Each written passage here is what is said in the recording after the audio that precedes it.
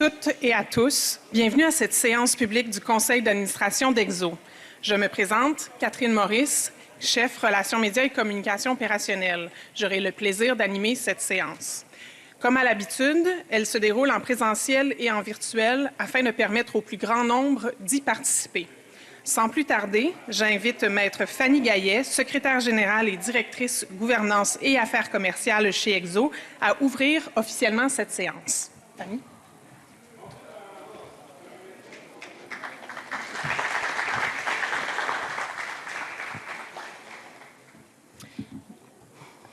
Bonjour, je me présente, Fanny Gaillet, donc secrétaire générale, directrice gouvernance, affaires commerciales et conformité chez Exo.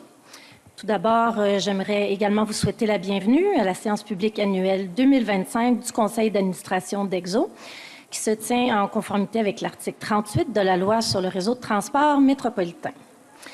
Alors, la séance se déroulera comme suit. D'abord, Mme Josée Bérubé, présidente du Conseil d'administration d'Exo, prononcera les mots d'ouverture. S'en suivra un panel regroupant nos présidents de comités statutaires du Conseil d'administration qui viendront vous présenter les principaux faits saillants des activités de leurs comités respectifs qui se sont tenus en 2024. Notre directeur général, M. Sylvain Yel, reprendra la parole pour présenter les faits saillants de notre dernier rapport annuel 2024. On profitera de l'occasion pour aborder les données d'achalandage, les principaux indicateurs de performance de 2024 d'Exo. Enfin, la séance se terminera par la période de questions. À cet égard, je me permets quelques rappels pour la procédure pour poser vos questions. La période de questions est d'une durée maximale d'1 heure, à moins que la présidente du conseil d'administration juge à propos de la prolonger. Nous répondrons en priorité aux questions des personnes présentes dans la salle. Nous poursuivrons avec les questions qui peuvent être posées en temps réel sur le fil de discussion. Je vous rappelle que vos questions doivent se rapporter à une matière d'intérêt public qui relève des attributions d'Exo, de son conseil ou d'un administrateur agissant en tant que tel, ou encore à son directeur général. Enfin, une question est irrecevable si elle porte sur un sujet litigieux ou concernant une affaire pendante devant les tribunaux civils ou administratifs. Et puis, pour les personnes présentes, je vous invite à vous nommer ainsi qu'à donner votre lieu de résidence avant de poser votre question. En terminant, cette séance sera entrecoupée de 2 vidéos corporatifs et j'invite également les gens à rester présents jusqu'à la fin pour le tirage des prix de présence et bien sûr pour discuter avec nos experts au kiosque thématique concernant l'ensemble de nos services. La séance peut donc officiellement débuter. Je passe la parole à notre présidente du conseil d'administration d'Exo, Mme Josée Bérubé. Merci et bonne séance.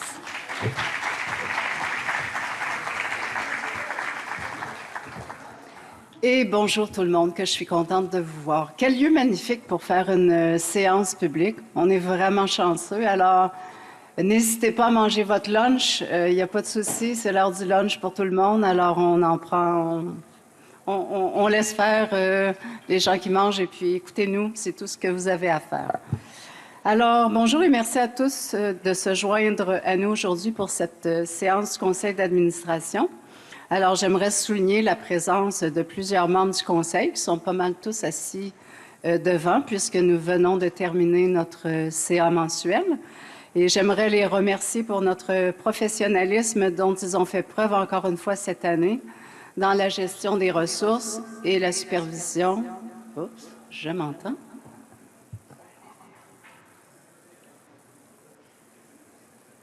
C'est bon?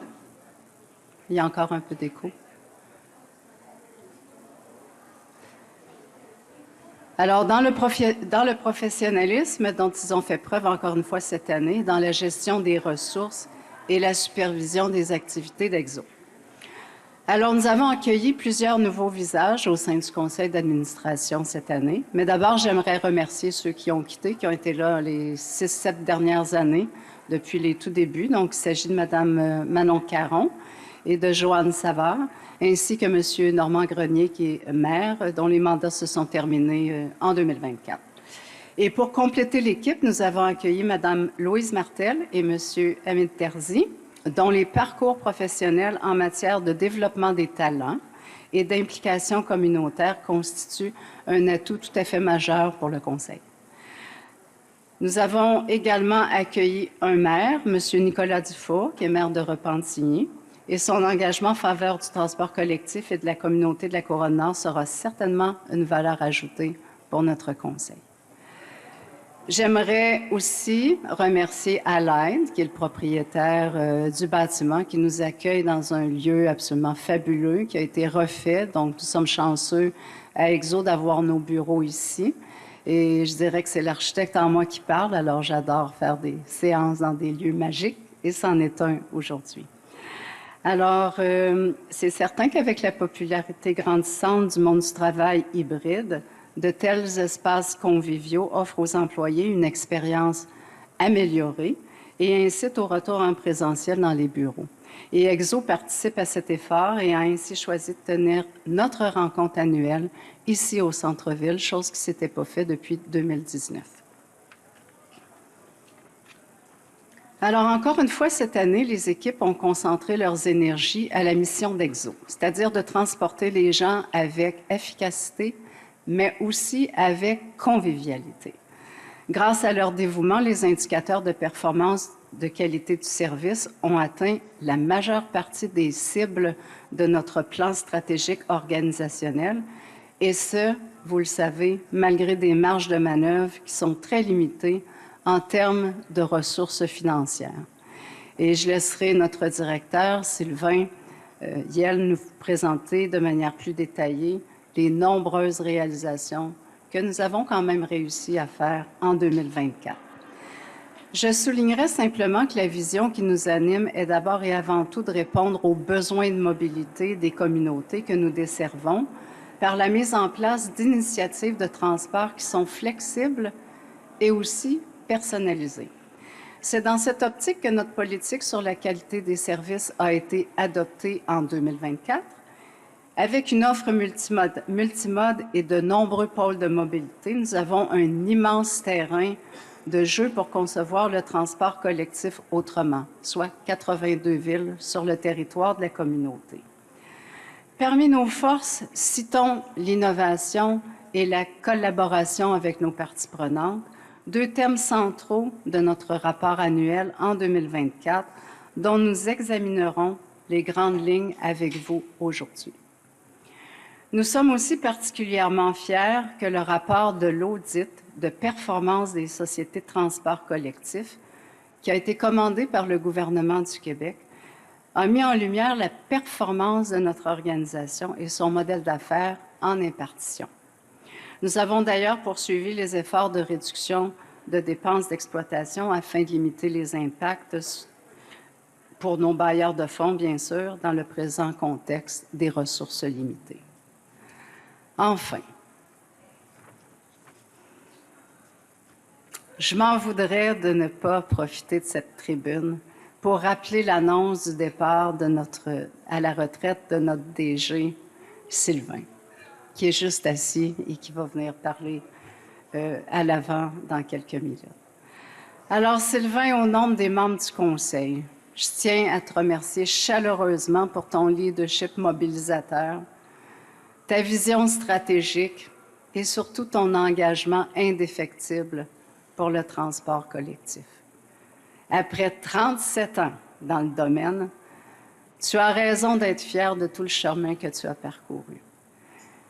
Ta grande capacité à rallier les équipes autour d'une mission commune a permis à Exo de devenir une organisation qui est résiliente, qui est innovante et surtout qui est résolument tournée vers l'avenir.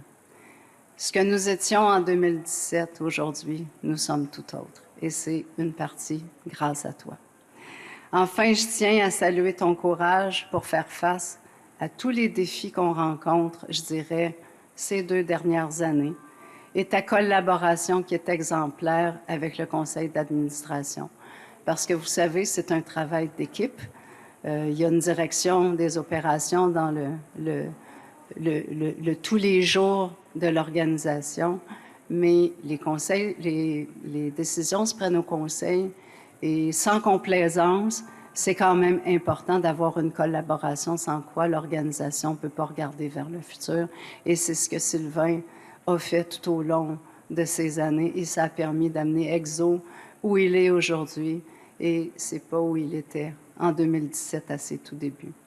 Alors, je tiens à dire que d'ici le moment où on te remplacera, et ce sera de grandes chaussures à chausser, tu peux être assuré que nous allons te soutenir jusqu'à temps que tu prennes ta retraite. Alors, je vous invite maintenant à accueillir les présidents de nos comités. Donc, on a des comités du conseil et ces présidents vont venir sous forme de panel témoigner des activités qu'ils ont faites tout au long de l'année dans leurs comités respectifs. Alors, bon lunch à tous encore et merci.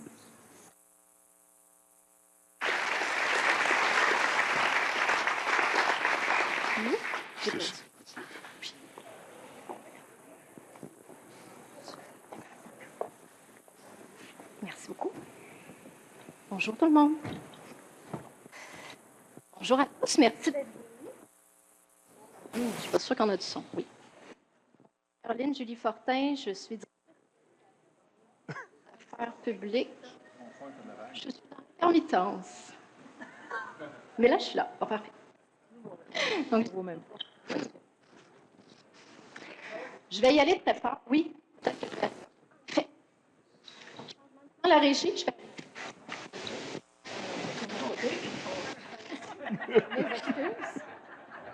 Mes excuses, on va y aller comme ça ici. Voilà, comme vous voyez, on est très agile chez EXO. Je disais donc que je suis Caroline Julie Fortin, directrice des communications et des affaires publiques chez EXO. J'ai le privilège d'animer ce panel avec les présidents de nos comités du conseil d'administration, qui sont des gens bien occupés, très rigoureux, ils travaillent très fort pour faire avancer plusieurs des dossiers. On n'a pas beaucoup de temps, alors je vais aller rapidement dans le vif du sujet, mais quand même, c'est important, si je devais résumer, les comités sont chargés d'examiner les dossiers, de fournir les recommandations en fonction de leur expertise à l'ensemble du conseil d'administration, qui, lui, va évidemment prendre les décisions importantes. Alors, je nous lance dans le vif du sujet en interpellant tout d'abord M. Pierre Fortin, qui est comptable professionnel agréé, associé chez Raymond Chabot Grant Thornton, et qui est aussi président de deux comités. On va commencer avec le comité d'audit. Est-ce que vous pourriez, M. Fortin, nous résumer le mandat de ce comité? En fait, j'ai les mêmes enjeux d'intermittence. C'est réglé.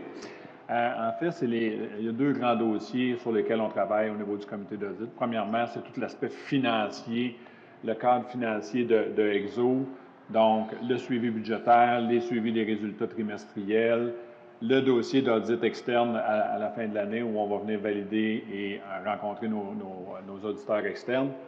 Et évidemment, les enjeux de financement dont je vais revenir tout à l'heure, qui est un enjeu principal et qui était au cœur de l'entièreté de notre année, là. Pas seulement au comité d'audit, mais je dirais dans l'ensemble de l'œuvre à ce niveau-là. Donc ça, c'est un premier grand mandat qui occupe une grande partie du comité. Et le deuxième élément, c'est toute la fonction de l'auditeur interne. On a un auditeur interne. J'ai une baisse de cette venue.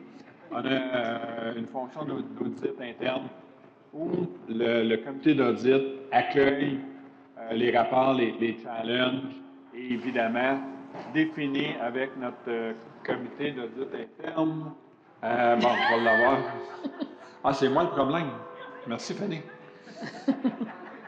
Donc, où notre auditeur, on définit le plan d'audit interne en fonction d'une gestion des risques que l'on fait avec l'entièreté de l'organisation.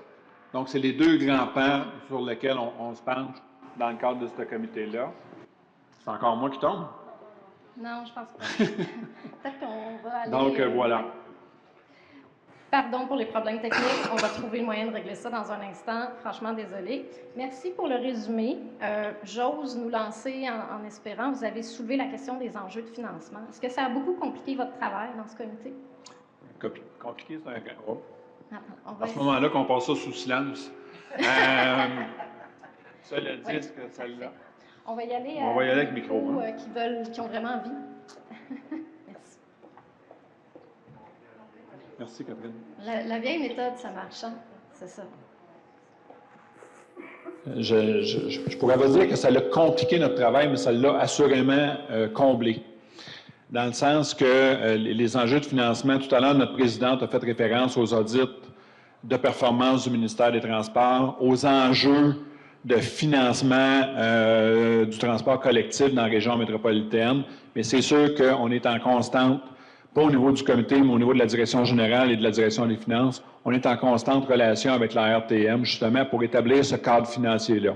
Donc, nous, dans notre comité, on a à réviser les balises, s'assurer que on a un cadre financier et que l'on respecte nos budgets d'une part. Donc, on a travaillé fort sur un cadre financier 5 ans qui tient compte des balises en convenu avec la RTM, ce qui implique des plans d'optimisation, ce qui implique une transformation de notre réseau, parce qu'évidemment, on veut être à service amélioré, mais tout en respectant ce cadre financier-là. Donc, toute cette équation-là à maintenir a comblé de nombreuses discussions au sein du comité. Est-ce que vous pourriez nous donner un exemple de type de décision ou d'éléments que vous avez particulièrement à cœur pour remplir cette mission-là? Oh my God. Qu'on a à cœur, on a à cœur de maintenir nos budgets de façon globale. Et on a à cœur, évidemment, de maintenir le service aux citoyens, ce qui va assurément combler mon collègue Pierre à côté, qui est au comité de qualité, mais cet élément-là est un fort important. Là. On a un modèle différent au niveau de notre modèle d'affaires. On a eu, comme dans tout bon modèle d'affaires, on y croit, le modèle imparti. Cela dit, il y avait quand même une poussée inflationniste au niveau des contrats. Donc, comment on révise notre stratégie à cet égard-là? Comment on s'assure que l'offre de service rentre dans le cadre financier et continue d'améliorer notre qualité de service? Donc, ce qu'on a à cœur, c'est maintenir cette équation-là entre la gestion des données publiques d'une part et le service aux usagers d'autre part. Merci beaucoup, M. Fortin. Madame Brouillette, je me tourne vers vous. Vous êtes, vous aussi, comptable professionnel agréé. Et je pense que vous avez une expérience très grande de nombreux conseils d'administration. Vous êtes une administratrice chevronnée via des OBNL notamment. EXO fait partie des organismes pour lesquels vous participez sur un comité d'administration. Et dans ce cas-ci, vous êtes présidente du comité de suivi des projets. Est-ce que vous pouvez nous donner une idée de comment est-ce qu'on travaille chez EXO pour prioriser les projets?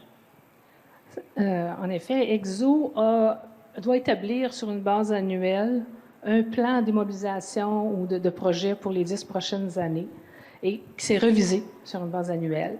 Et en voulant satisfaire les besoins de nos usagers, en respectant notre cadre financier, ces besoins-là sont regardés et priorisés. Alors, on regarde, parmi les critères de priorisation, on va regarder la criticité de l'état du bien qu'on veut remplacer, on va regarder les risques de ne pas le faire, de retarder, l'achalandage actuel et futur, si on parle de gares, de lignes, de lignes d'autobus, et les budgets qui sont disponibles, bien entendu. Alors, c'est les critères les regarder, puis en fonction de ça, on remet à jour notre plan pour la prochaine année de projet qui va s'en suivre. Parfait. Comment est-ce que, parce qu'une fois que les projets sont priorisés, il faut s'assurer qu'ils cheminent bien aussi. Quel est le rôle de ce comité par rapport à ça? Bien, le comité de suivi de projet, effectivement, EXO a mis en place une méthodologie pour suivre ces projets. Une méthodologie qui suit différentes étapes, comment la portée globale ou la santé globale d'un projet. Et par santé globale, on va parler de sa santé financière, on va parler de la santé des ressources. Est-ce qu'on a assez de ressources pour arriver à bon temps? Est-ce dans le temps? Est-ce qu'on est correct? Attendez, je vais chercher mes petites cartes parce que je ne veux pas les oublier. Beaucoup de choses. On parle aussi des risques du projet pour qu'il arrive à bon port et est-ce qu'il y a des risques environnementaux, des risques sociétals qui se rajoutent. Alors tout ça, ça compose la santé globale et cette santé-là est revue sur une base périodique par un comité à l'interne chez EXO pour tous les projets qui sont en cours. Et le comité de suivi de projet, qui se rencontre 4 fois par année, on reçoit un sommaire de ces états de santé-là. On a la chance de poser des questions, de peut-être requalifier certaines choses ou c'est ça, on peut participer. Et par la suite, on recommande au conseil d'administration certains projets pour d'aller de l'avant ou des choix qu'on peut souhaiter qui arrivent. J'imagine que notre souci, c'est aussi que les projets arrivent vraiment dans les temps, dans les budgets, on met beaucoup de rigueur dans cette Bien, c'est d'ailleurs une des choses que, oui, EXO est réputé pour livrer ses projets en temps et dans les budgets. Puis je pense qu'avec la qualité du processus qui est en place, la méthodologie, bien, c'est en grande partie grâce à ça que tout roule bien. Et grâce à la rigueur que vous mettez dans les suivis aussi également. Merci beaucoup, Mme Brouillette. Monsieur Cardinal, je me tourne vers vous. Vous êtes un communicateur, un homme d'affaires. Vous siégez aussi à titre de représentant des usagers du transport collectif au sein du conseil d'administration d'EXO. Et vous êtes le président du comité qualité. À ce titre, j'aimerais bien que vous me parliez un peu du comité, mais aussi du plan de développement de l'accessibilité qu'on a mis en place. Merci, Caroline. Le comité qualité, mon collègue Pierre, tantôt, vous mentionnez, c'est un travail d'équipe. On a un conseil d'administration et le conseil d'administration a des comités pour littéralement mâcher les dossiers. Donc, Pierre, d'un point de vue finance, il va vous parler du comité gouvernance tantôt. Chantal, au niveau projet, et nous, c'est au niveau qualité.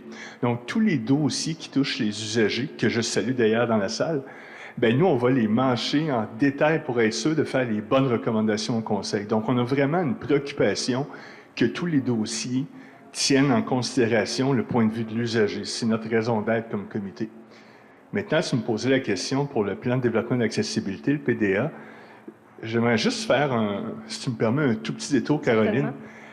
Quand on pense il y a des gens dans la salle, quand on pense aux clientèles d'une société de transport collectif comme EXO, on pense toujours aux clientèles d'autobus, de train, puis forcément, depuis quelque temps, la clientèle de transport à la demande. Mais notre réalité, à nous, est beaucoup plus complexe que ça. On a également une clientèle qui a des enjeux de mobilité ou des limitations fonctionnelles. Et nous, là, EXO est une société parapublique. On n'est pas à but lucratif. Donc, notre mission, c'est de déplacer des gens selon le type de déplacement.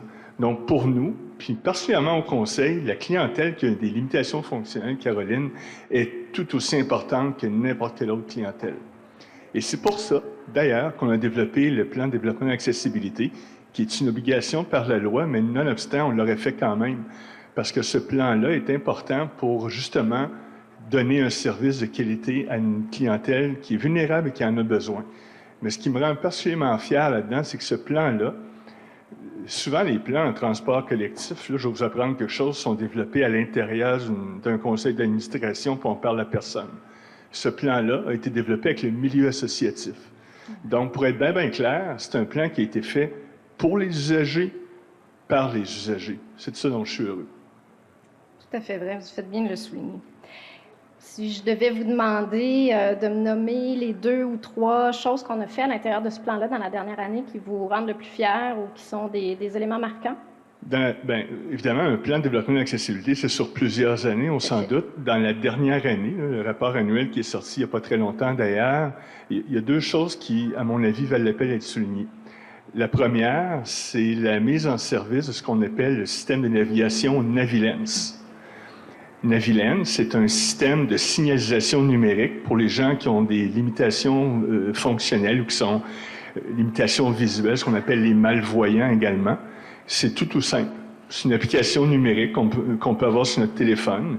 Et plutôt que de scanner un code QR, là, comme on est habitué, on scanne un code couleur qui est plus facile à repérer pour les gens qui ont des limitations visuelles.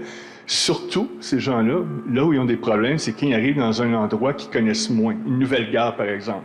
Donc, tu scannes le code couleur avec ton application visuelle, je l'ai testé moi-même, soit dit en passant, et tu peux avoir accès à toutes sortes d'informations qui peuvent être bien stressantes, comme les horaires de train, les horaires de bus. Ce qui veut dire que ce service-là, pour l'instant, Navilens, est offert sur certaines lignes de bus dans certains secteurs d'EXO, je ne vais pas rentrer dans les détails, et sur 2 lignes de train. Et on a espoir de pouvoir le mettre sur l'ensemble du réseau bientôt. La deuxième chose dont j'aimerais parler dans un tout autre registre, c'est nos voitures de train. Sylvain en a parlé brièvement tantôt, notre DG. Exo existe depuis 8 ans. Donc, vous devinez que, comme n'importe quoi, à un moment donné, il faut renouveler le matériel. On avait des voitures de train qui étaient pas mal maganées.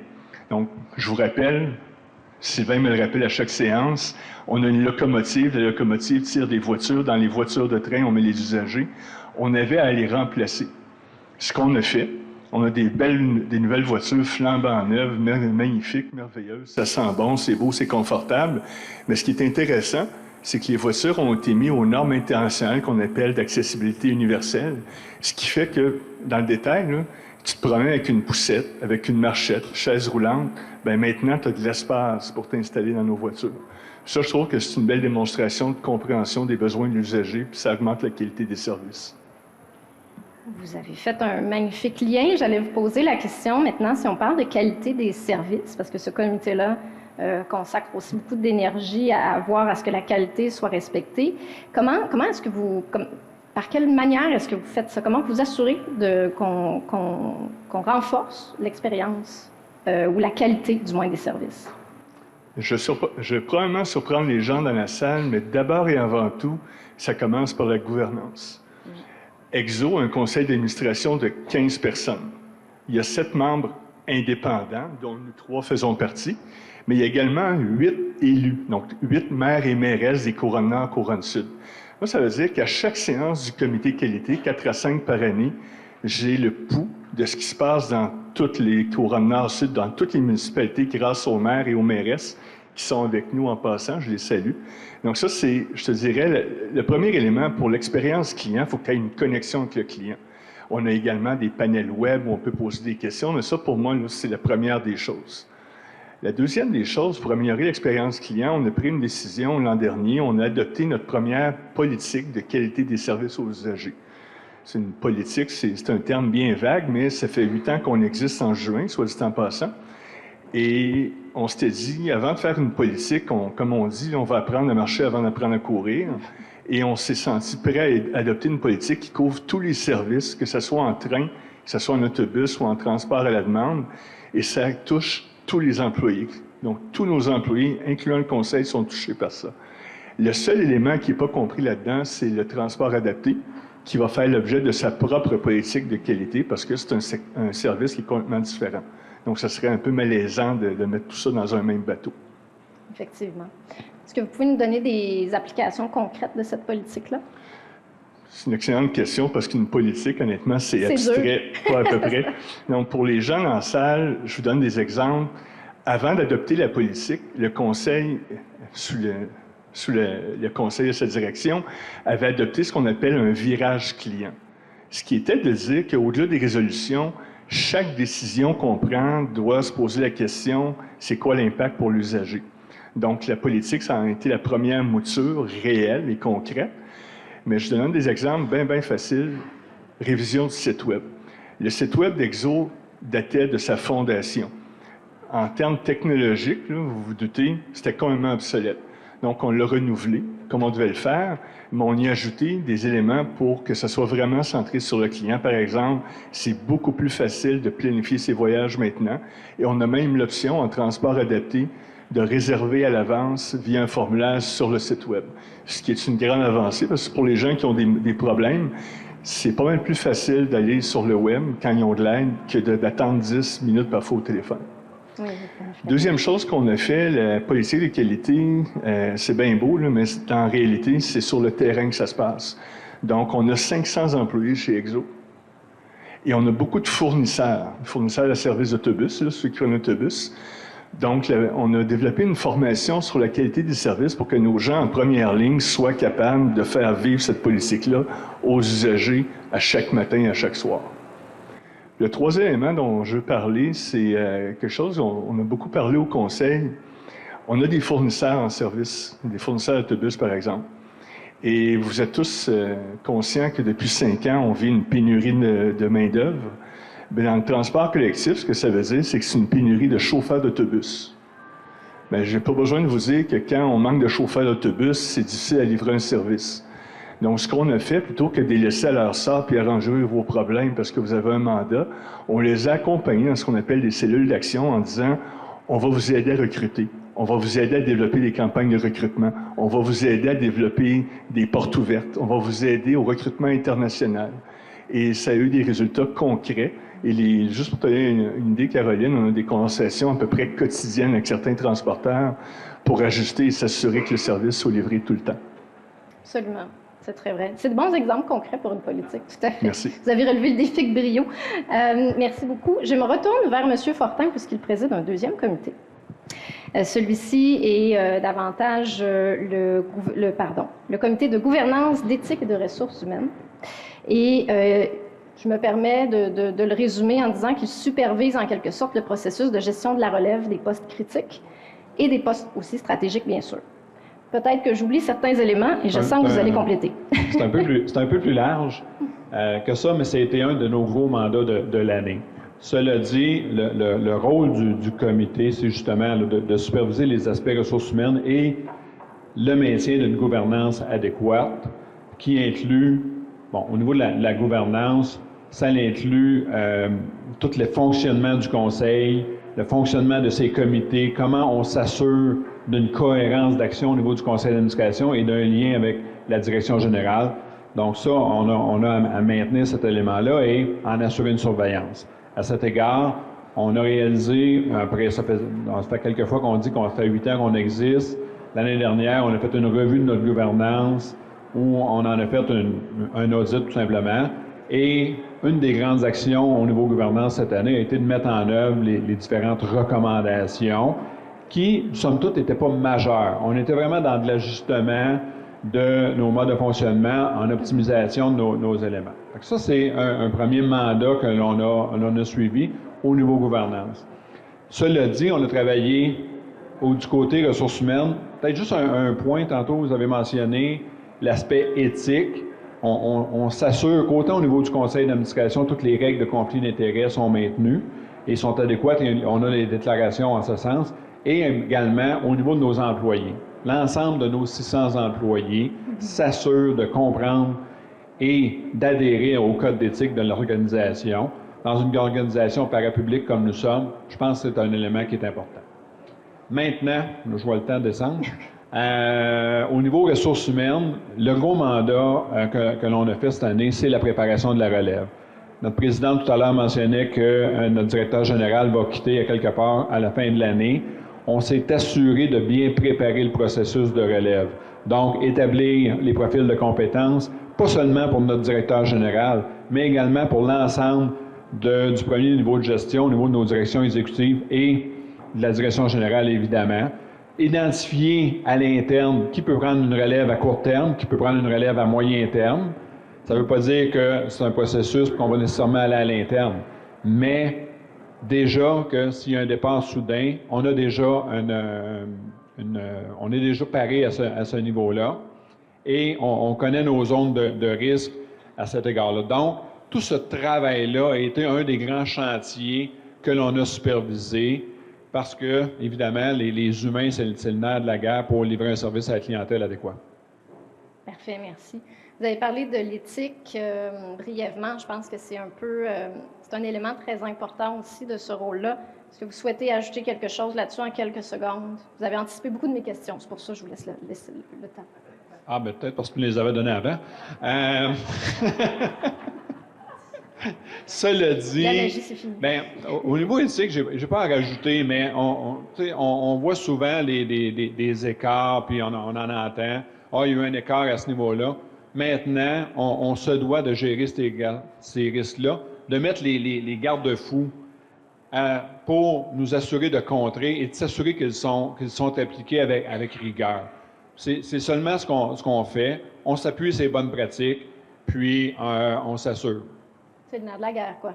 Bien, le nerf de la guerre, c'est les humains qui s'assurent du service à la clientèle, peut-être qu'à moi. Ah, c'est bien vu. Et un petit peu l'aspect budgétaire. Un peu de tout ça. Parfait. Merci beaucoup. Merci beaucoup à vous trois pour votre engagement aussi dans ces comités-là, pour le travail, pour avoir accepté de faire aussi cette participation-là au panel. Je vais, comme le temps est terminé de notre côté, je vais conclure sur cette question-là et laisser la parole à ma collègue Catherine Maurice pour la suite. Merci à vous trois.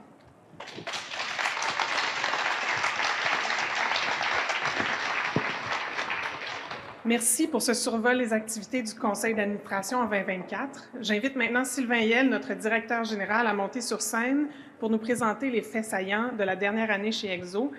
Avant sa présentation, voici une courte vidéo qui illustre les grandes réalisations d'Exo en 2024.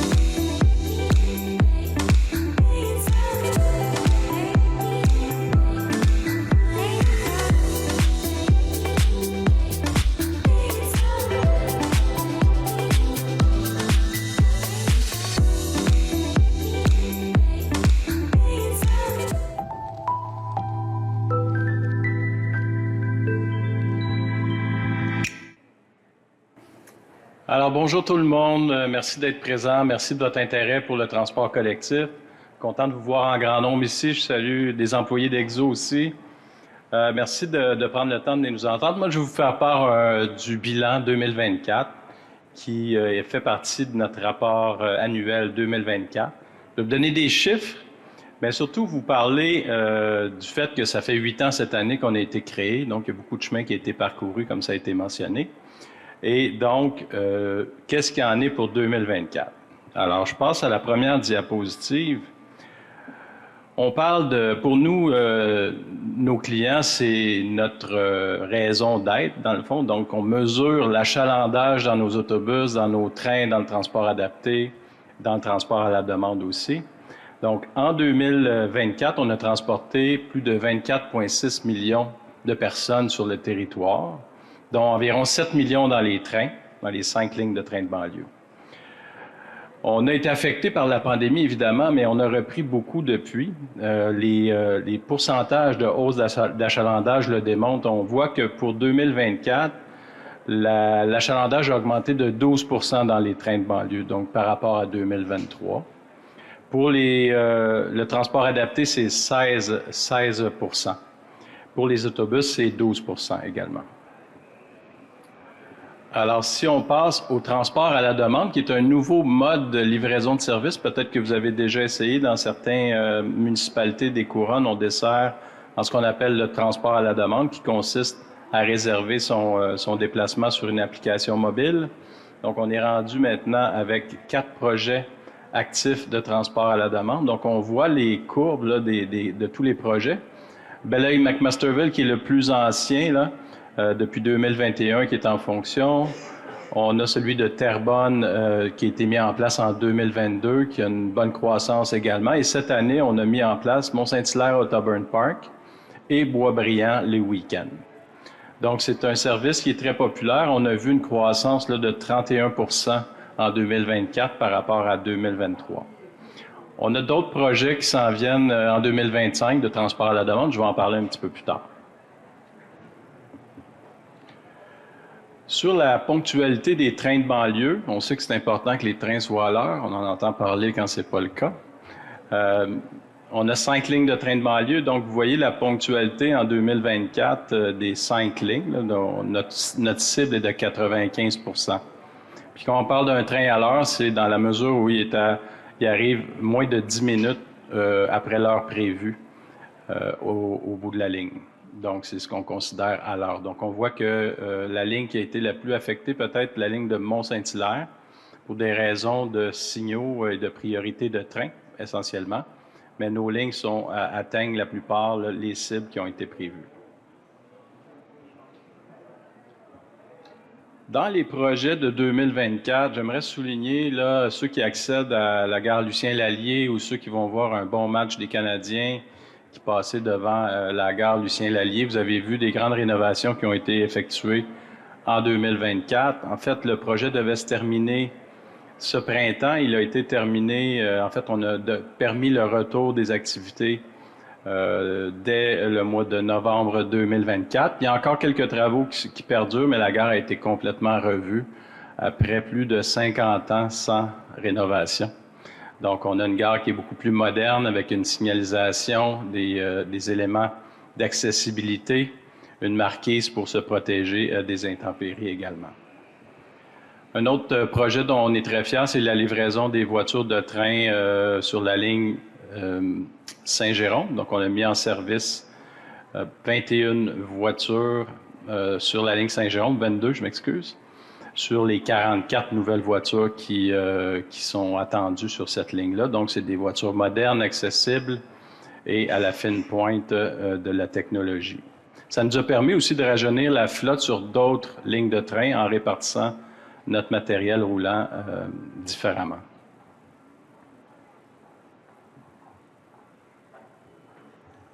Ensuite, dans d'autres projets plus d'ordre, disons, plus au niveau des autobus, on a implanté, comme je le mentionnais, le transport à la demande, donc 2 nouveaux services à Mont-Saint-Hilaire et à Toburn Park.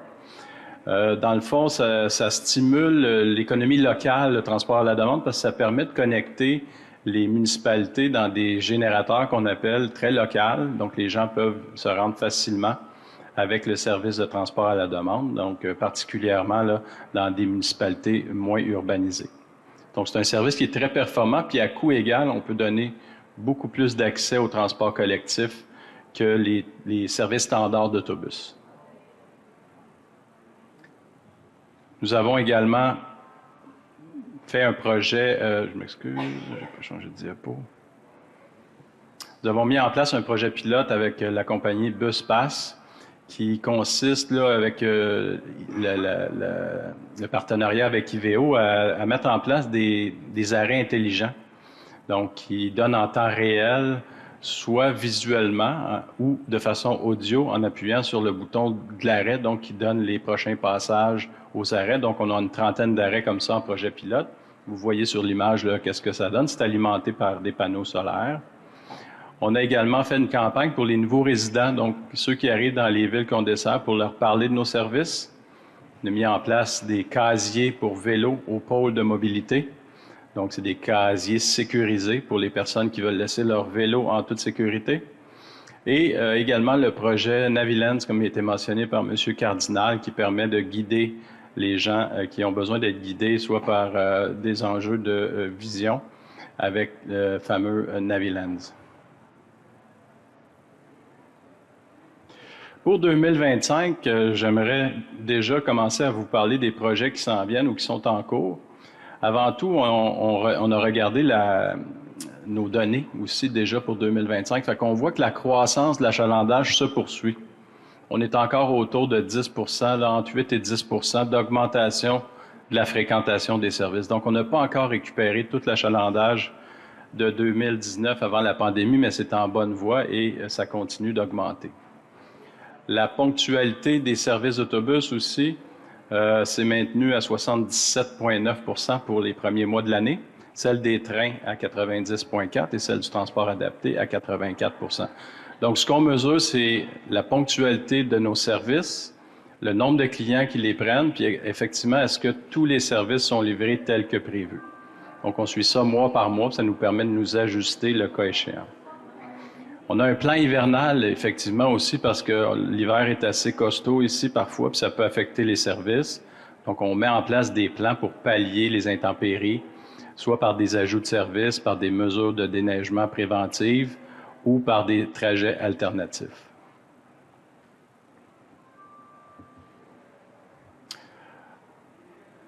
On a commencé, en fait, on a presque terminé de mettre en place un nouveau réseau en lien avec le REM sur la Couronne Nord. La première phase, justement, de ce nouveau réseau-là va être mise en place le 23 juin pour les secteurs de Saint-Jérôme, Mirabel, le quartier Saint-Canute. Et on optimise également la fameuse ligne 9, qui est une des plus grosses lignes du réseau d'Exo. Donc, tout ça est en lien avec la mise en place du REM, puis il y aura une deuxième phase qui est prévu au mois d'octobre ou un peu plus tard cet automne pour d'autres secteurs de la Couronne Nord. Donc, toutes les autres municipalités aussi vont voir des services améliorés et adaptés à la mise en place du REM. Également, on travaille d'autres secteurs dans le cas de l'Assomption, Terrebonne, Mascouche, où des refontes sont prévues également plus tard, donc les consultations sont débutées. Le gouvernement du Québec a lancé en 2024 un programme qu'on appelle Partenariat avec les entreprises. Donc, il y a un fonds de 24,6 millions qui a été dédié par le gouvernement du Québec pour développer des nouveaux services en couronne exclusivement. Donc, ces services-là permettraient de développer des services notamment pour les entreprises, les parcs industriels, les grandes organisations. La condition est que ces entreprises-là injectent également des fonds pour s'impliquer dans le financement de ces services-là. Donc, le gouvernement finance 50 % et les entreprises doivent financer l'autre 50 %. Donc, on parle de 24,6 millions. C'est quand même un montant significatif. Si on ajoute la contribution des entreprises, ça veut dire jusqu'à 50 millions ou 48 millions de nouveaux services qui pourraient être ajoutés dans les prochaines années. Un des projets qui a initié justement cette initiative-là, c'est la fameuse navette YMX, qui dessert les industries et les entreprises autour de l'aéroport de Mirabel pour les employés en particulier. Donc, il y a un secteur d'aviation dans ce coin-là. Les employés utilisent cette navette-là qui est financée à 100 % justement par les entreprises. Donc, ça serait un projet qui va être pérennisé grâce à ce fonds-là, puis au fait que les entreprises qui participent vont contribuer à le maintenir. On a parlé de matériel roulant de voitures, mais on a également des nouvelles locomotives qui sont arrivées. Les locomotives vont permettre de tirer les trains, évidemment. Donc, c'est des locomotives à faible émission de GES qui nous permettent justement de remplacer les plus vieilles locomotives. Donc, on a reçu notre première en novembre 2024. Les 9 autres locomotives vont suivre et seront progressivement intégrées à notre réseau lorsque l'ensemble des tests auront été complétés. On a un projet phare aussi qu'on appelle ExoBus qui consiste à acquérir nous-mêmes les autobus pour tous les secteurs, mais des autobus électriques qui s'inscrit dans le cadre du programme du gouvernement d'électrification des transports. Donc, on va recevoir en 2025, dans les prochains mois, un premier autobus à 100 % électrique construit ici à Saint-Eustache, donc de Novabus, qui va parcourir le réseau. Puis ça va, au fil des prochaines années, on va recevoir des commandes d'autobus électriques qui progressivement vont être mis en service dans tous nos secteurs. Je finis avec la fameuse plateforme qu'on a lancée récemment qui s'appelle Génération Exo.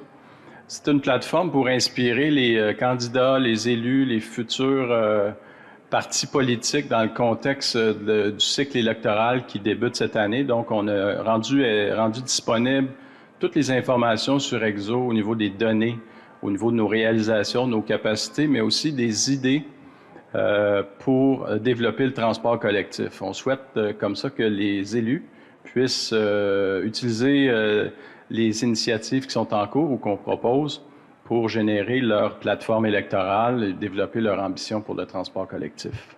Fait que je vous invite, tout le monde peut aller voir ces informations-là qui contiennent beaucoup d'informations également sur les données d'Exo. Ça complète pour moi le tour d'horizon pour 2024, une perspective 2025 de nos projets et nos services. Donc, je pense qu'on va passer à la période de questions. Merci beaucoup.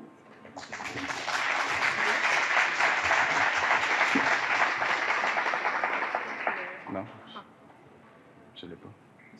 Tu peux juste dire de partir le vidéo. Si vous voulez partir la vidéo, s'il vous plaît. On est ici à Pointe-Saint-Charles pour accueillir les 5 dernières voitures 2050. C'est vraiment les 5 dernières de notre nouvelle flotte de 44 nouvelles voitures de nouvelle génération. La livraison de nos dernières voitures aujourd'hui représente l'aboutissement d'un projet de longue haleine qu'on a commencé il y a plus de 8 ans. Elle permet notamment d'améliorer l'accessibilité sur la ligne Saint-Jérôme. Mais ce n'est pas la seule ligne qui bénéficie de sa modernisation, puisqu'avec l'arrivée de ces nouvelles voitures, on va pouvoir modifier et rénover nos voitures 2000, ainsi que retirer de service les plus anciennes de nos voitures. Finalement, c'est presque toutes les lignes d'Exo qui bénéficient d'une amélioration et d'une modernisation de l'équipement. Les voitures ont été conçues spécifiquement pour les besoins d'Exo. On le voit, on va à l'intérieur, puis on se rend compte que c'est de la grande qualité. Les voitures sont accessibles, elles sont confortables, elles répondent donc aux besoins de notre clientèle. Bien qu'on a reçu l'ensemble de notre flotte, on a encore du travail à faire, notamment de la finition. Et la finition intérieure est à compléter ici à Pointe-Saint-Charles. On a réussi à relever un défi impressionnant, obtenir plus de 30% de contenu canadien. On est très fiers du travail que nos employés ont fait, mais on doit quand même souligner le travail de nos fournisseurs et de nos partenaires qui sont assurés par leur expertise qu'on a un équipement qui va être fiable, qui va être sécuritaire, puis qui rencontre les normes de l'industrie.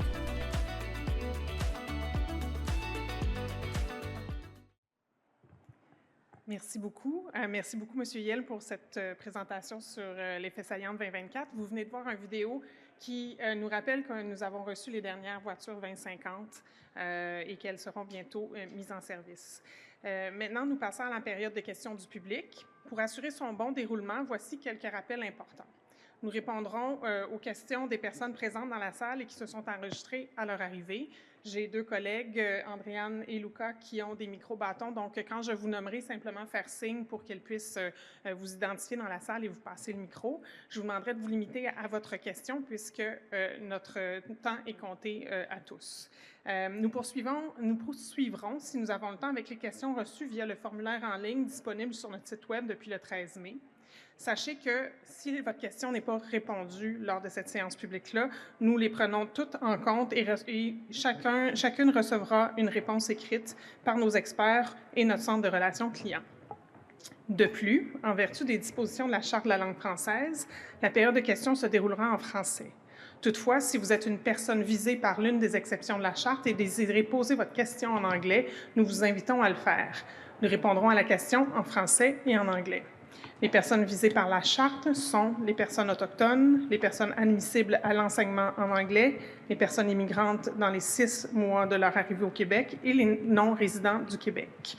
Enfin, nous rappelons que la période de questions s'adresse au public et aux usagers. Si des journalistes sont présents ou nous écoutent, ma collègue Andréane Gagnon est disponible pour vous répondre. Donc, nous allons commencer par la première question du public, qui est la question de M. Armand Trahan. Andréane? Non, c'est pas moi. Est-ce que M. Trahan est ici? Bien, il s'est enregistré. Je peux peut-être poser sa question. Donc, la question de M. Trahan était, c'est quoi votre défi numéro 1 pour augmenter la satisfaction de votre clientèle? C'est une bonne question. Merci beaucoup. Notre administrateur, M. Cardinal, en a parlé un peu plus tôt. On a maintenant une politique de qualité de service, donc ça montre l'importance qu'on a et l'intérêt surtout de la satisfaction de nos clients. Je répondrais d'entrée de jeu que ce qui est frustrant quand on se déplace sur un réseau, c'est de ne pas savoir à quel moment est-ce que l'autobus ou le train va passer. Et c'est certain que quand il y a des perturbations sur le réseau, notre devoir, c'est de mieux communiquer. Donc, je parlerai de l'amélioration de l'information voyageur. Non seulement on a déjà de l'information sur nos outils numériques, mais je vous annonce également que cet été, on fera un test pour améliorer l'info voyageur sur le réseau des trains. Il y a des perturbations sur le réseau et on va tester l'amélioration pour y répondre de manière plus adéquate et plus rapide. Merci, Marie-Hélène. La prochaine question est de Simon Laporte.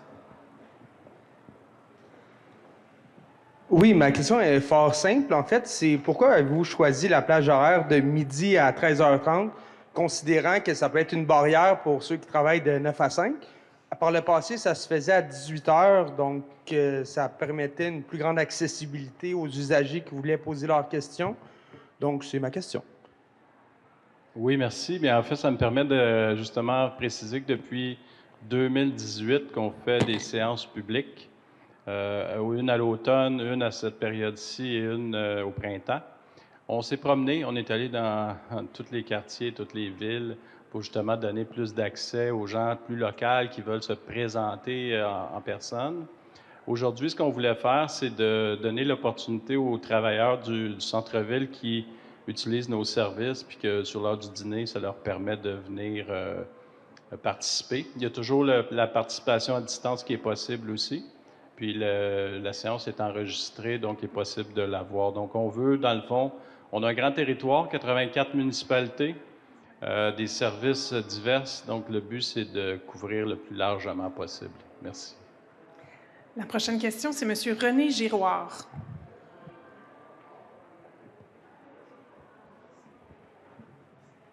Oui, bonjour. Oui, bonjour. Moi, ma question est par rapport à Exo La Presqu'île. Votre transporteur, c'est Transbus. J'aimerais savoir si vous prévoyez utiliser encore votre transporteur Transbus lorsque la réforme majeure pour le REM va s'en venir du côté d'Exo La Presqu'île. Alors, la réponse à votre question, c'est oui. Donc, Transbus a encore un contrat avec nous pour quelques années. Donc, ça va faciliter justement cette transition-là vers le REM quand la refonte va avoir lieu. Merci, Marc. Jonathan Tordjman, qui est en haut ici, c'est son tour de poser une question.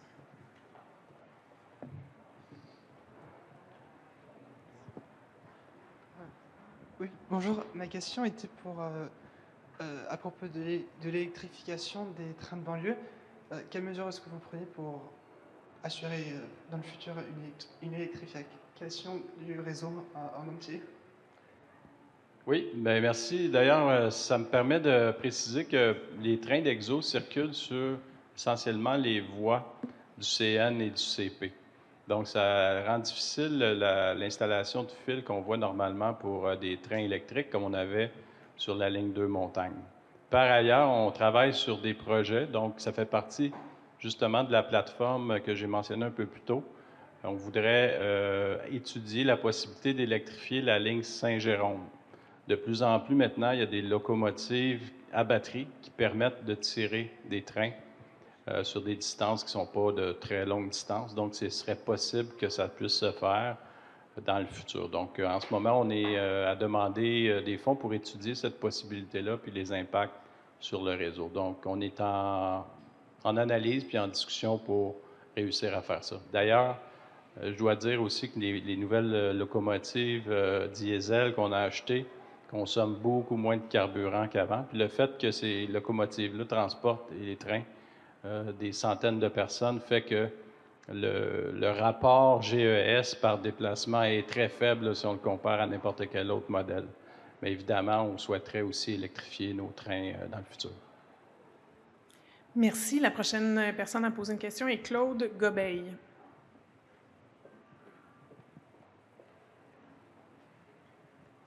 Bonjour, j'aurais une question concernant la ponctualité des trains. J'ai vécu dernièrement à la gare Bois-de-Boulogne. Le train est en retard, le train qui arrivait de Saint-Jérôme en direction de Lucien-Lallier. Et sur l'écran moniteur, c'était pas indiqué.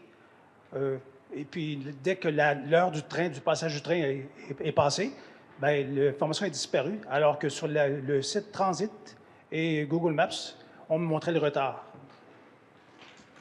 Alors, la question, c'était pourquoi votre information ne s'affiche pas sur les moniteurs?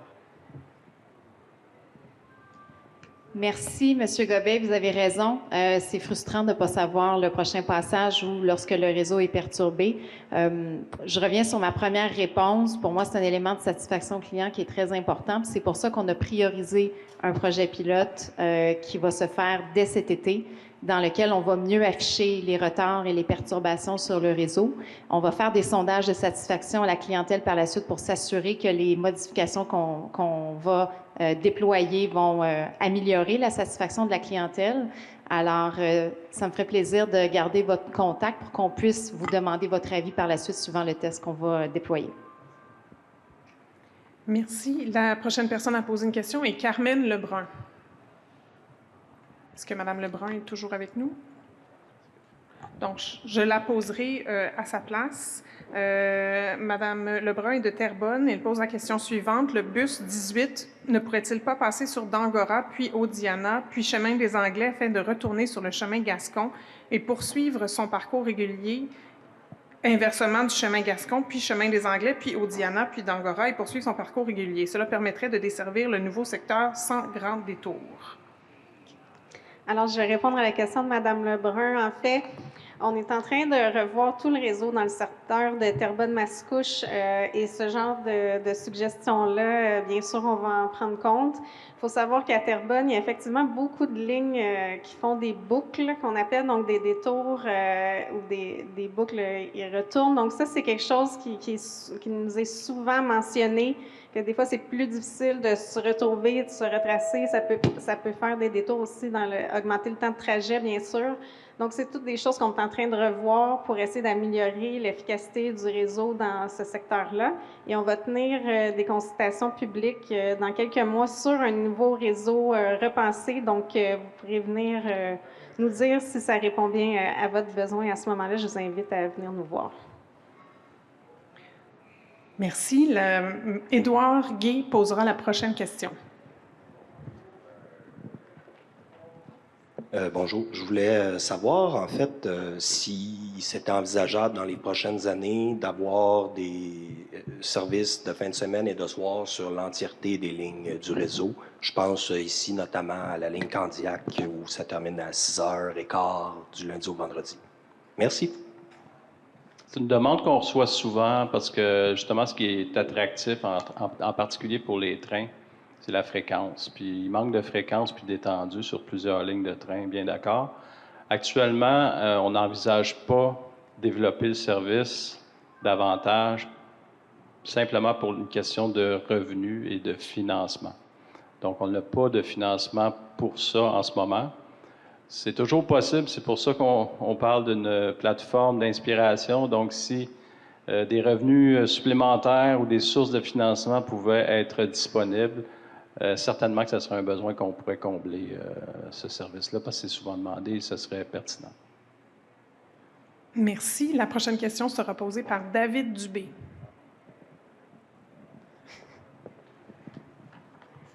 Merci. Question un peu sur le même sujet. Étant usagé beaucoup de la ligne de Mascouche, je me demandais s'il allait avoir un impact sur le trajet une fois que la prochaine phase du REM va être en place. Puis si aussi, ben là, s'il y a un impact, oui, mais est-ce qu'il va y avoir davantage de possibilités de retour à la maison que le dernier départ qui est à 17h08, si je me trompe pas, là, de la gare centrale?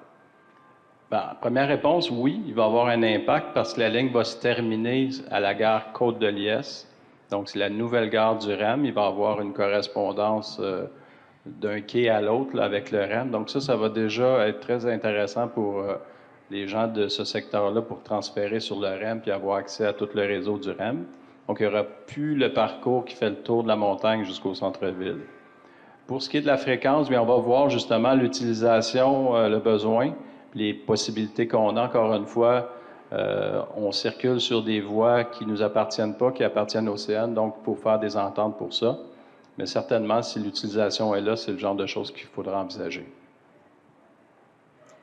Merci. La prochaine question sera posée par Nicolas Landucci. Bonjour, merci. On avait répondu à ma question précédemment, mais je voulais savoir pour l'accessibilité de la ligne Saint-Jérôme, notamment avec les nouvelles voitures 2050, si les quais allaient être ajustés pour également avoir pour monter à bord à niveau sans avoir la marche dans les cab-cars qui sont accessibles. Merci. Mais vous avez raison, c'est beau d'avoir des trains accessibles, mais il faut pouvoir s'y rendre. Donc, on a un projet qui est en cours pour rendre accessibles les quais, donc ce qu'on appelle le lien quai-train, sur les gares de la ligne Saint-Jérôme. Donc, il y a des premiers travaux qui sont prévus cette année et l'année prochaine. On a toujours quand même, je reviens parce qu'on a un petit enjeu de financement de ces projets-là. Même s'ils sont inscrits, on attend une confirmation que nous aurons les subventions prévues pour les faire, mais on est prêt à les faire. C'est prévu dans notre plan, c'est-à-dire de rendre accessible plusieurs gares de la ligne Saint-Jérôme pour permettre l'accessibilité plus complète sur la ligne. Merci. Je pense que Frédéric Gauthier avait une question. Oui, bonjour. Je suis de Mont-Saint-Hilaire. J'ai une question sur le plan de développement de l'accessibilité. Fait que présentement, je suis en train d'expérimenter Naviland à mesure que les codes se déploient. Là. Puis je suis une personne avec une déficience visuelle profonde. Fait que c'est bien utile pour moi, ce genre de système-là. Cependant, je me demandais si EXO voulait conserver les acquis qu'on a qui sont en train de se dégrader là, avec le temps. Je m'explique, à bord des autobus, il y a un système de synthèse vocale qui nous annonce le prochain arrêt. Et puis, il y a 2 cas de figure. Là. Il y a des autobus, ça ne fonctionne carrément pas. Il y en a d'autres que le niveau sonore n'est pas assez élevé avec le système de ventilation. Et le bruit de roulement, souvent à haute vitesse, on ne l'entend pas ou partiellement. Fait que je voulais savoir si EXO voulait maintenir ce système-là en place, parce que moi, ça fait personnellement 3 ans que je fais des plaintes à répétition. J'ai appelé des dizaines de fois chez EXO et on me dit toutes sortes de choses, dont « Ah oui, c'est réparé » et c'est toujours pas réparé. Fait que j'aimerais savoir si EXO veut maintenir ce service-là. Pour une personne comme moi, ça me donne de l'autonomie. Je n'ai pas besoin de demander au chauffeur. Et ce que ça m'a donné comme expérience, je me suis déjà fait oublier puis obligé de débarquer plus loin. C'est pas super agréable. Et moi, si je peux prendre le transport en commun, je préfère le prendre que de demander du transport adapté. Vous êtes un excellent exemple de qu'est-ce que ça peut apporter, justement, ces systèmes-là, pour rendre plus d'autonomie et de spontanéité au déplacement. Pour ce qui est de Naviland, c'est certain qu'on souhaite le déployer de façon plus large, ça c'est clair. Pour ce qui est des annonces vocales à l'intérieur des véhicules, c'est probablement un enjeu technique, mais aussi peut-être humanique. J'en prends bonne note parce que normalement, le volume des annonces devrait être standardisé et audible. Nous travaillons avec des transporteurs qui entretiennent eux-mêmes les systèmes. Il n'est pas impossible que à un certain niveau, les employés trouvent ça trop fort puis demandent, vous demandez de le mettre à un certain niveau, puis il y a peut-être des gens qui demandent à le mettre à un autre niveau. Donc, on devrait standardiser ça. Je ne dis pas que c'est la bonne chose, mais on devrait standardiser ça, puis je vais m'assurer là, que vos demandes sont bien reçues et bien intégrées, puisque, bon, oui, ça sert à vous qui avez besoin de ça pour vous diriger, mais ça sert aussi à des gens qui ne connaissent pas bien le trajet, ça les aide à prévoir leur prochain arrêt. Donc, ça sert à tout le monde, ces annonces-là, dans les véhicules. Je vais m'assurer qu'il y ait des gens qui prennent ça en charge et que ça s'améliore. Merci. La dernière question, avant de passer aux questions qui nous ont été envoyées via le site Web, M. Claude Gobeil s'est enregistré pour une 2e question.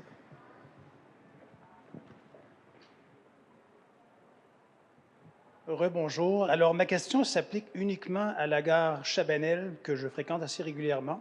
Il n'y a pas de banc du côté de la direction Lucien Lallier. Parfois, j'arrive tôt, et puis on ne peut pas s'asseoir. Il y en a du côté de la direction Saint-Jérôme. Et puis, la borne, il n'y a qu'une seule borne du côté ouest, en fait, du côté est, pour aller vers Saint-Jérôme. Parfois, j'arrive un peu en retard, et il faut faire le détour, passer par en dessous, aller à la machine qui lit notre carte, retourner de l'autre côté, puis ça m'arrive assez régulièrement d'indiquer à des gens que c'est ce qu'ils doivent faire. Si je pense par comparaison à la gare Bois-de-Boulogne et la gare du Parc, on peut traverser la voie ferrée. Je sais qu'il y a des enjeux de sécurité, mais je me dis que si ces 2 gares-là, on peut le faire, pourquoi on ne peut pas le faire à Chabanel?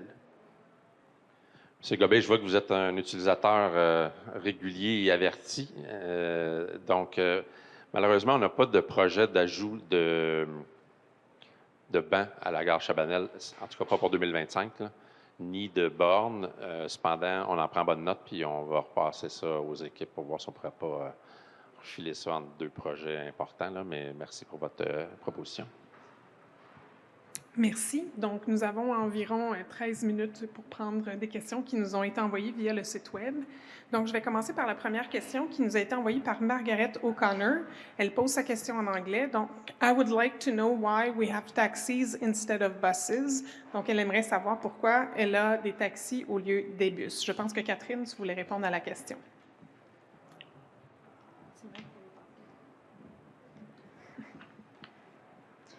Oui, bonjour. Donc, Madame O'Connor, en fait, on comprend de votre question que vous faites sûrement allusion à un nouveau service de transport à la demande qui a été introduit à Autobahn Park l'année dernière. Et c'est vrai que dans ce cas, maintenant, ça peut être soit des autobus ou des taxis qui assurent le service. Donc, ça se peut que d'une fois à l'autre, parfois, vous rencontrez des taxis, mais c'est voulu. Puis, plus généralement, je dirais que c'est un gabarit de véhicule qu'on utilise parfois lorsqu'il y a moins de demandes. Donc, ça nous permet vraiment une autre façon d'adapter l'offre à la demande. Puisque la question avait été posée en anglais, je vais me permettre de la traduire pour Mme O'Connor. Donc, we have introduced a new on-demand transit transportation in your area last year, and this service can be served by taxis or buses. So depending on the day or time, you could be conducted with a taxi.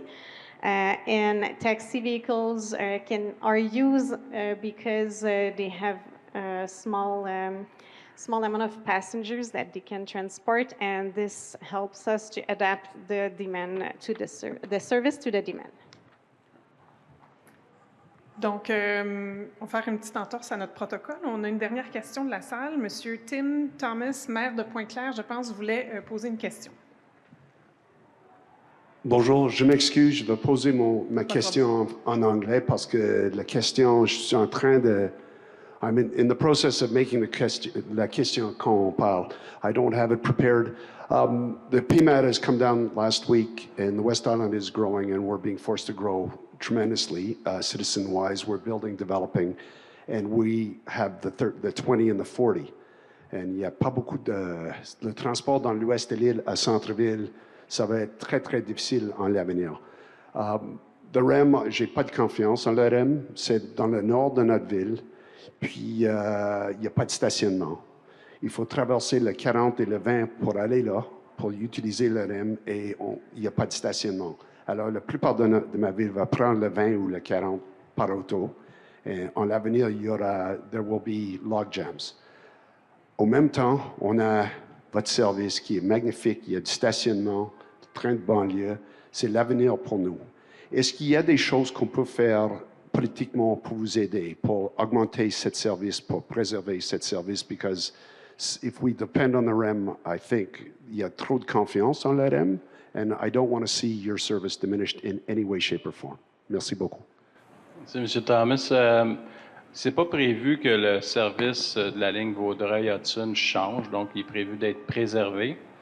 Nous travaillons avec la RTM pour l'optimiser. Ça veut dire quoi? Peut-être accélérer le service, qui est un peu lent parce qu'il y a beaucoup de gares le long de la ligne, mais il est prévu de maintenir ce service-là. Nous croyons comme vous qu'il y a deux clientèles différentes, donc le REM peut répondre à une certaine clientèle, mais les services de train de banlieue répondent à un autre type de clientèle, donc une grande capacité avec des stationnements, un confort aussi assis la plupart du temps.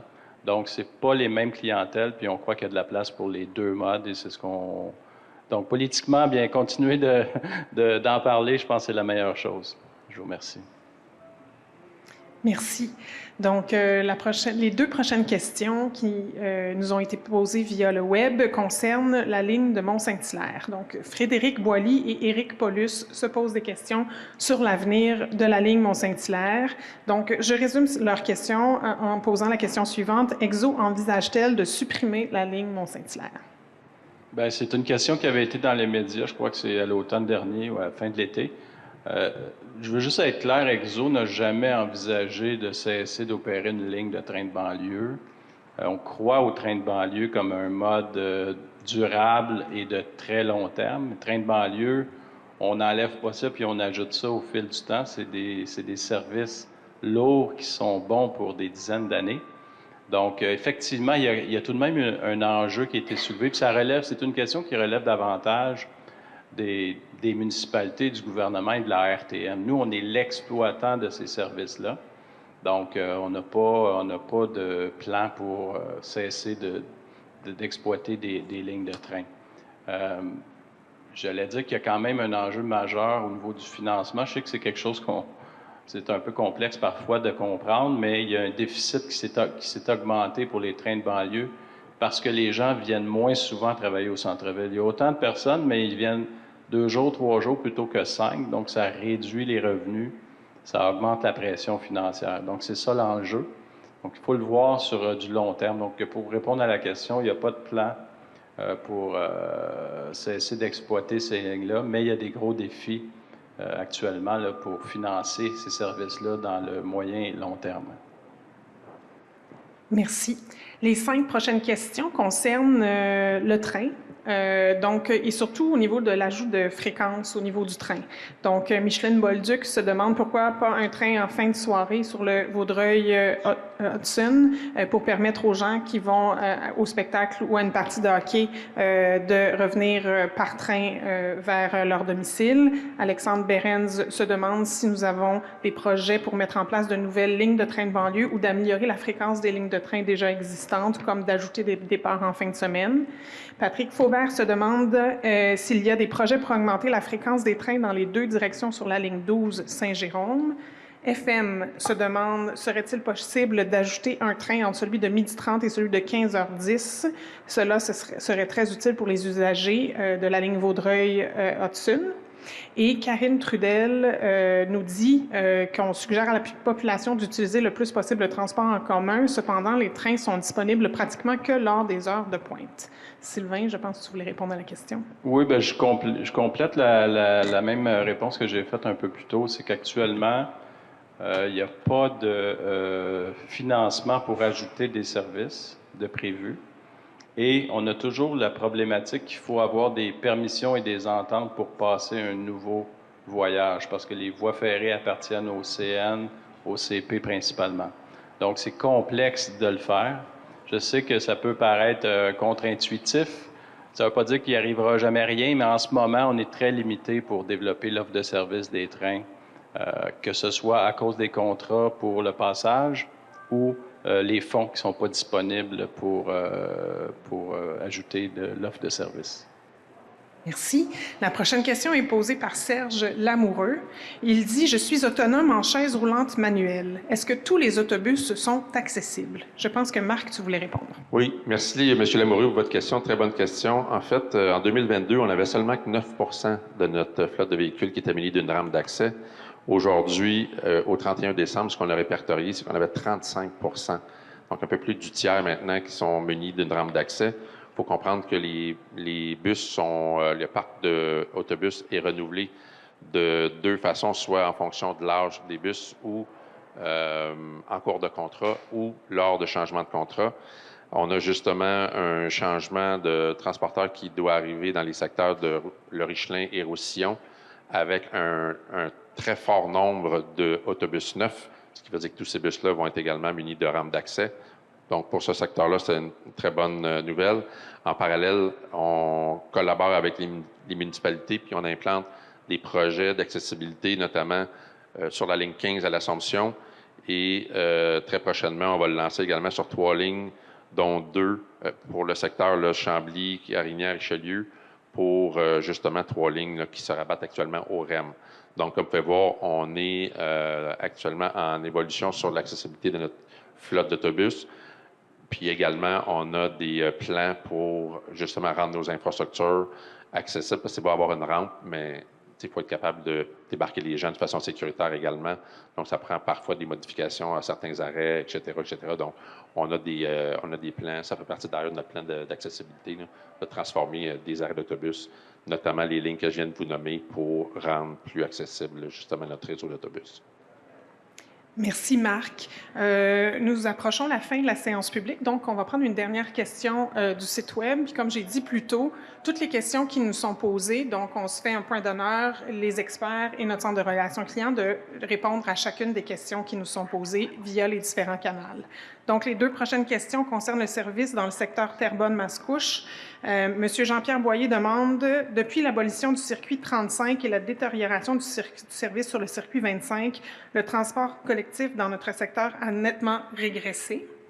Et Carmen Lebrun donc, nous dit, pourquoi pas plus de départs sur la ligne 30 de Terrebonne vers le métro Radisson la fin de semaine? Je pense que Catherine ou Marie-Hélène.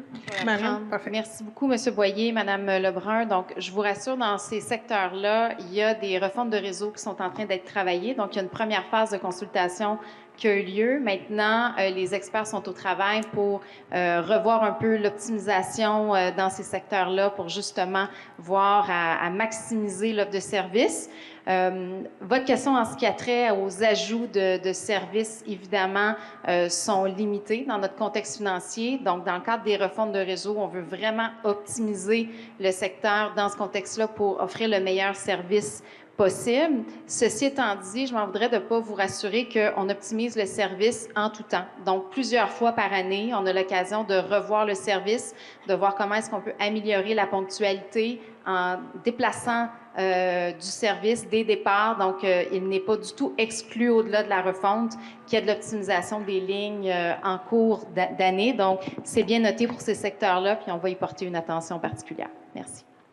Merci beaucoup tout le monde d'avoir participé à cette période de questions qui est maintenant terminée. Pour celles et ceux qui sont avec nous sur place, nos experts demeurent disponibles si vous voulez poursuivre les échanges aux kiosques qui sont à l'arrière. Nous invitons également à remplir le court sondage de satisfaction accessible ici ou dans le fil de discussion. Vos commentaires sont précieux pour améliorer nos prochaines séances. Pour conclure, j'invite Mme Bérubé et Sylvain à procéder au tirage de 8 titres de transport de 20 passages parmi les participants qui étaient présents avec nous aujourd'hui.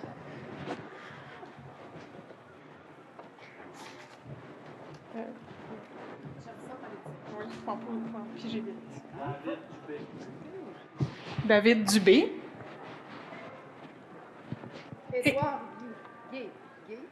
Édouard Gué.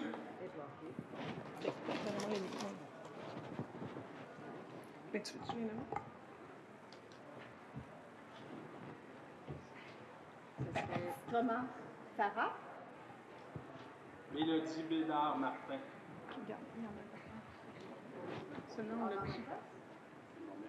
Oui. On a rendu à combien? On a 4. On fait tout en équipe. Juliette Fong-Band. Geneviève Gosselin.